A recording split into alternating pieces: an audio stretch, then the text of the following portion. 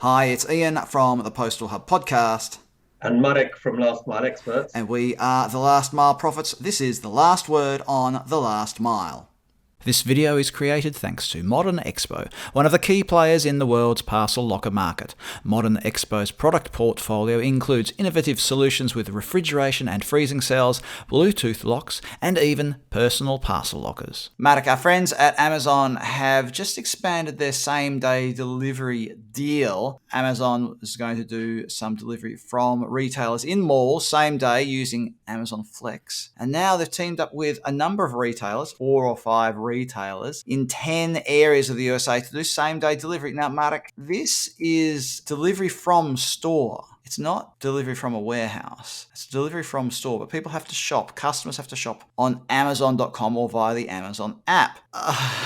Already I'm thinking this is a little bit sort of stuck together with sticky tape and, chewing gum at the moment. But so the service is free. So it's free for Prime members in the USA if you spend $25 or more. And there's a $2.99 delivery fee for purchases under the value of $25. And how does it work? The retailers list the items basically on Amazon. Amazon then sends the order to the store. So once it gets sent off to the store for fulfillment, the retail store associate fulfills it from inventory in the store. And then an Amazon delivery partner picks up the order from the retail location and delivers it to customers as soon as that same day. So I've got a lot of questions about this. And I think this is going to form the basis of an interesting discussion. So what was your first impression of this when you read about this? And I guess my other question is, why would a retailer partner with Amazon instead of someone like Instacart? Okay, hello Ian, hello everyone. 2 questions. I'll start with the second one. Probably cost benefit. Amazon is probably promoting this. I would imagine that's one of the reasons. Instacart, from what I recall, was quite an expensive tool to use. On the other hand, you remember, I think we talked about the changes that were happening at Amazon. Dave Clark left and so on because apparently he'd overinvested. That's what was reported in the last mile infrastructure. Now, what do you do when you have an infrastructure that's not completely full? You seek to get more parcels. So I think that from Amazon's perspective, it probably makes sense in terms of getting more density in the last mile. And everybody knows density means cost effectiveness. The other thing, the last one, Ian, before I hand over to you, Flex is a great tool for this because Flex is, generally speaking, built on, well, not generally, it's built on subcontractors. You've got a lot of flexibility in that tool. Yeah, I know, Ian, it could have been better. A lot of flexibility with that tool. And for those reasons, it probably works pretty well. It gives extra volume for the Flex drivers and potentially could be a positive circle. I looked at this and the announcement from Amazon, for the previous announcement going back a few months, was for Flex. This says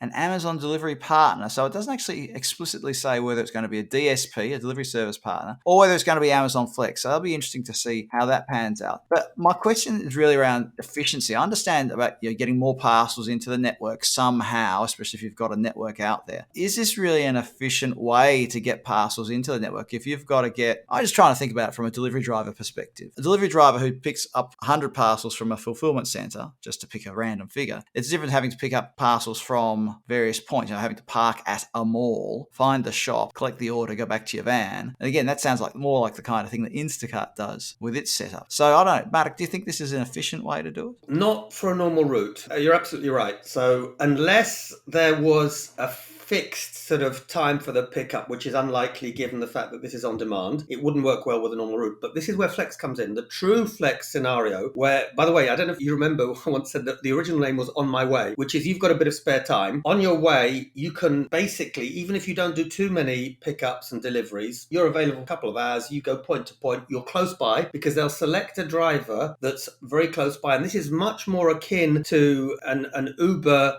Eats delivery type scenario or all the other sort of on-demand delivery companies. So from my perspective, that does make sense. So that was a long answer. Short answer is, makes sense if it's a real Flex driver, probably doesn't make sense if it's a DSP with a standard route. The other aspect of this is click and collect because customers can order for fulfillment in store and collection from in store. So order via Amazon, pick up in store. But there's no mention in Amazon's release to say that there'll be any sort of price incentive for this. What do you reckon reckon's happening there? Do you reckon there might be, or what are your thoughts on that? First of all, we don't know, because it's going to be based on the individual store's decision. So the individual retailer may take a decision that this product will be offered at some kind of attractive price. Generally, the models that I've seen, remember, we're more last mile guys than retail guys, but from what I've seen, people will tend to say, if you want something very fast, you pay the going rate. Sometimes even you pay a premium. If you can wait till tomorrow, so the same click and collect, but you collect tomorrow, then you perhaps have an attractive price. So I think, we need to see what the models are. I think the perspective of the last mile, this makes a lot of sense. It creates an alternative to the likes of Instacart. Retailers who use it would probably either use it so they're not dependent on one player, but the reality is, Ian, we know this, Amazon is a big player. And, when it becomes strong and more independent, well, let's see what happens with the pricing on this. But my feeling is this: any rational retailer would probably consider it, particularly if Amazon is offering very attractive terms. And in fact, we were discussing earlier, perhaps we've moved FBA, fulfilled by Amazon, to just DBA, delivered by Amazon, because that's effectively what this largely is. Well, sorry, with the exception it's listed, so maybe it should be LDBA, listed and delivered by Amazon. There is a sense of this is what Amazon's been leading up to with its logistics network. It started out being sort of very much tied to the Amazon platform, but now is this part of the expansion and opening up of Amazon logistics to get more parcels into those, especially those delivery service partners who have been complaining a little bit about profitability and things like that. Is this a way to open up the network even further? Well, it's not really opening up because they're still shopping on Amazon, but perhaps giving those retailers a taste of it. And that might be the next step, is that those retailers who are involved, and I'll put a list of them down in the comments somewhere, right? So I'll have to list them all now. Amazon's working well for us as a delivery partner. We might ditch FedEx or ditch UPS or whoever to go with Amazon. It's not that far-fetched,